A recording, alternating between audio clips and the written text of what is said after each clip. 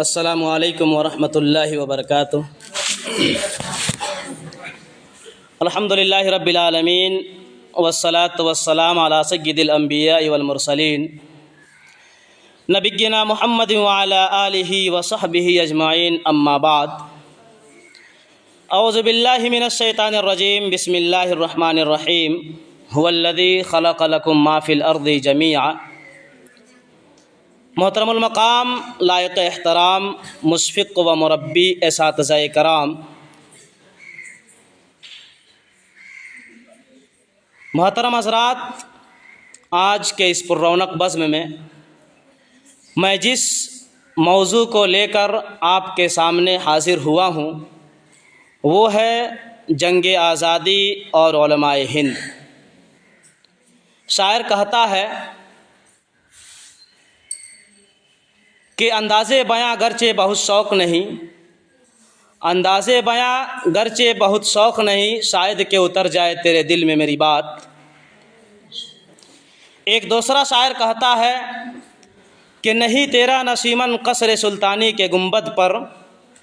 نہیں تیرا نشیمن قصر سلطانی کے گنبد پر، تو شاہی ہے بسیرا کر پہاڑوں کی چٹانوں میں۔ معزز سامعین کرام، آج میں ان یاران باصفا، شہیدان صدق و وفا، سراخیل آزادی کے تذکرے کی سعادت حاصل کر رہا ہوں، جن کا قلب اسلام کی عظمت سے معمور تھا، جن کے چہرے پر صبر و استقلال کی کرنیں جلوہ فگن تھیں، جن کا دل جذبہ جہاد سے سرشار تھا، جنہوں نے اپنی زندگی اسلام کی سربلندی اور اعلاء کلمت اللہ کے لیے وقف کر دی تھی، جن کی ایک تاریخ ہے، ایک داستان ہے۔ اس چمنستان عالم کا پتا پتا، بوٹا بوٹا اس بات پر شاہد ہے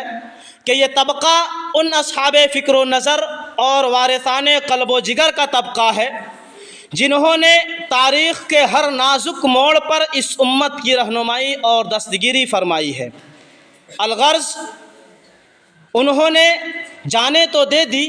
مگر انگریزوں کو کبھی پیٹھ نہ دکھائی، انہوں نے سر تو کٹا دیا مگر پرچم اسلام کو سرنگو نہ ہونے دیا،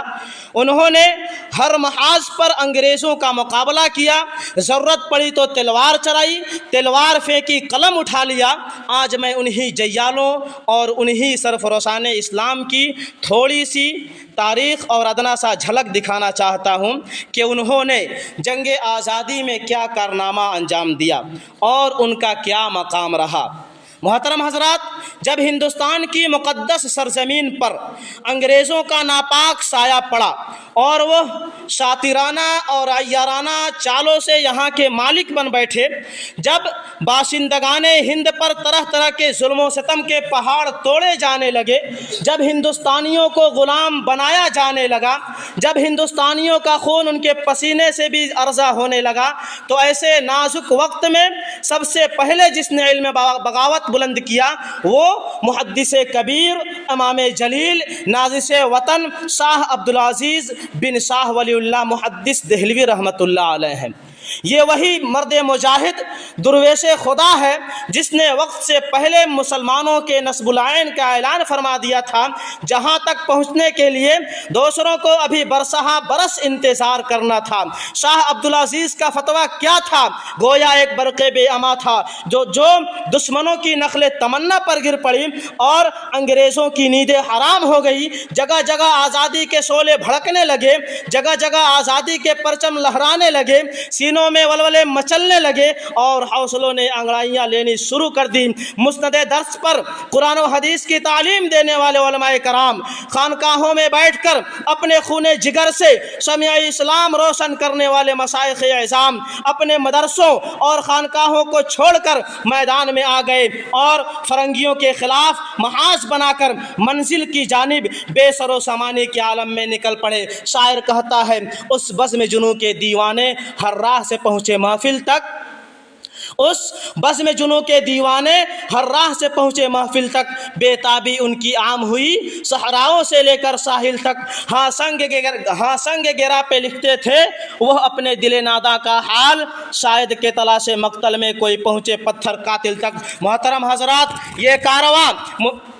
طویل مسافت طے کرتے ہوئے کس طرح منزل مقصود تک پہنچا، یہ ایک لمبی داستان ہے۔ اس داستان میں امنگیں بھی ہیں، خوشیاں بھی ہیں اور محرومیاں بھی ہیں، عزم و عمل کا جوش و خروش بھی ہے۔ اس طویل مسافت کو طے کرتے ہوئے ان کے پاؤں مسلسل لہولہان ہوتے رہے، ہزاروں اور لاکھوں کا وجود غبار راہ بن کر اڑ گیا۔ کبھی جبر و تشدد کے خاردار جھاڑیوں نے ان کے دامن کو تار تار کیا، کبھی وحشت و بربریت کے پہاڑ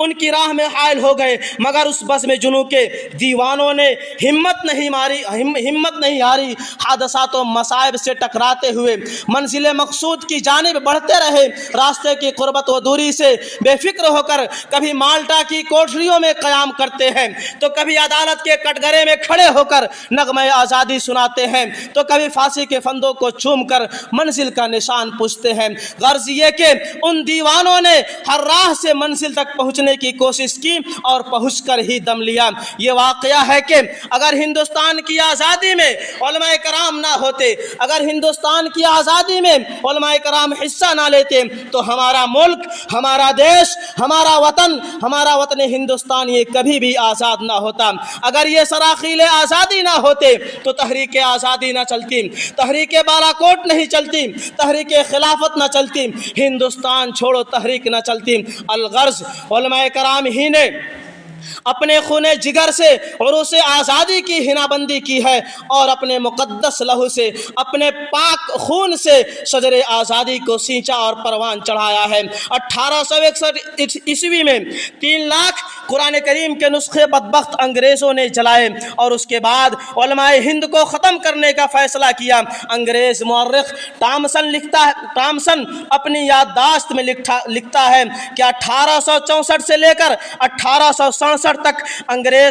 انگریزوں نے علماء ہند کو ختم کرنے کا فیصلہ کیا، اور یہ 3 سال ہندوستان کی تاریخ میں بڑے المناک سال ہیں۔ ٹامسن کہتا ہے کہ دہلی کے چاندنی چوک سے لے کر خیبر تک کوئی ایسا درخت نہیں تھا جس پر علماء کی گردنیں نہ لٹکی ہو۔ ٹامسن کہتا ہے کہ علماء کے جسموں کو تانبے سے داغا گیا۔ ٹامسن کہتا ہے کہ علماء کرام کو سوروں کی کھالوں میں بند کر کے جلتے ہوئے تنور میں ڈالا گیا۔ ٹامسن کہتا ہے کہ علماء کرام کو ہاتھیوں پر کھڑا کر کے درختوں سے باندھ کر ہاتھیوں کو نیچے سے چلا دیا گیا۔ محترم سامعین و سامعات، الغرض قصہ مختصر یہ ہے کہ اگر جنگ آزادی میں علماء کرام حصہ نہ لیتے تو ہمارا یہ ملک، ہمارا یہ وطن، ہمارا یہ دیش، ہمارا یہ ہندوستان کبھی بھی آزاد نہ ہوتا۔ ان مقدس اور پاکیزہ ہستیوں نے ایسی بے مثال اور لازوال قربانیاں پیش کی ہیں، جن کی نظیریں پیش کرنے سے، جن کی مثالیں پیش کرنے سے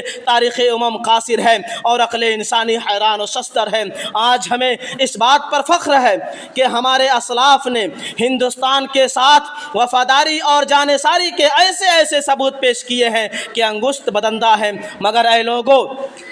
ہمیں ان مجاہدین کی آزادی کو یاد رکھنا ہوگا، ان کی بے مثال و لازوال قربانیوں سے اپنوں اور بیگانوں کو روشناس کرانا ہوگا، کیونکہ یہ ملک، یہ دیش، یہ وطن غداروں اور مسلم دشمنوں کی کوشش یہ ہے کہ ان عظیم مجاہدین کے کارناموں سے ہندوستانی عوام کو، ہندوستان کے لوگوں کو اندھیروں میں رکھا جائے اور یہ تاثر دیا جائے کہ جنگ آزادی مسلمانوں نے نہیں بلکہ صرف ہندوؤں نے لڑی ہے، اور وہ یقیناً اپنی اس ناپاک عزائم میں، اپنے اس ناپاک کوشش میں بڑی حد تک کامیاب ہو چکے ہیں، کیونکہ آج خود ہماری نئی نسل ان بزرگوں کی عظیم قربانیوں سے اکثر ناواقف ہو چکی ہے۔ اب میں آخر میں اس شعر کے ساتھ اپنی جگہ لیتا ہوں کہ اٹھائے کچھ ورق لالا نے، کچھ نرگس نے، کچھ گل نے، اٹھائے کچھ ورق لالا نے، کچھ نرگس نے، کچھ گل نے، چمن میں ہر طرف بکھری ہوئی ہے داستاں میری۔ والسلام علیکم ورحمۃ اللہ وبرکاتہ۔